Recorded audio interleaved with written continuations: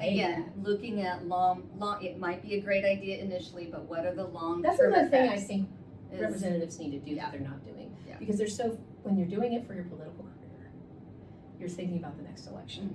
If you get into office, I don't want you thinking about your next election. Trust me, I don't want you thinking, if I vote this way, people won't elect me again. If I you say can write this people won't down. elect me. You could write What's this your down. promise? Yes. I want a Parakill promise from you. I promise not to be thinking about being reelected. This is a short-term goal for me.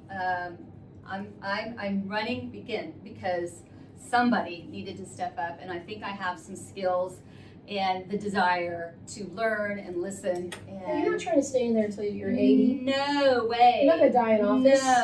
No. So you can write that down, everyone. And then I would expect that when you are done, you'll know. When you've had enough and you're ready, that you would then help maybe find the next person. Yes. That's one thing we're not doing. You need to find the next person and then support them. Trust me, I already have people you need that to find young your replacement. people. Find your replacement options and then support them in replacing you once you are. Well, most of the people that I have right now on my team, I have an 18-year-old, Gavin DeVoe. I got to do a shout out to these people. That sounds familiar. Gavin is amazing. He's a senior in high school at Salina South, plays basketball. I don't know why I know that name. Maybe it's basketball. He's well known in Topeka at the Capitol. He's an advocate. He's amazing. He has a heart. He has a heart for other people, and so he's on my team. I have Bree Isaacson, who's in her early 20s. She does my social media.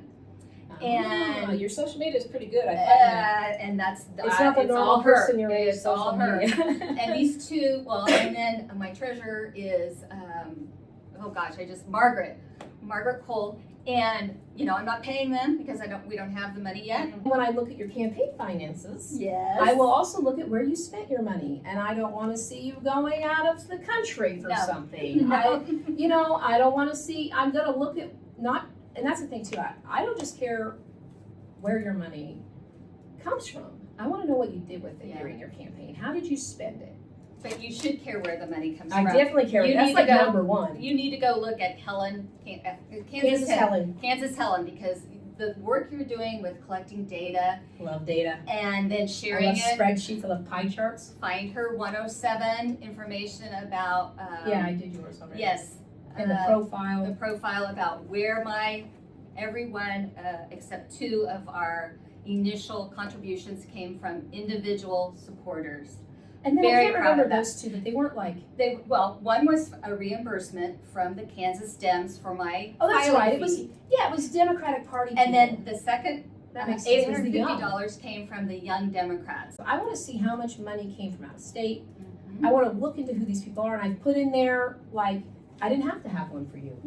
But the incumbent, there's a whole, a spreadsheet of where their money came from, and then I look them up, and I'm like, what is this PAC? Because not all PACs are bad. Right. There are PACs. Teachers Union has a PAC.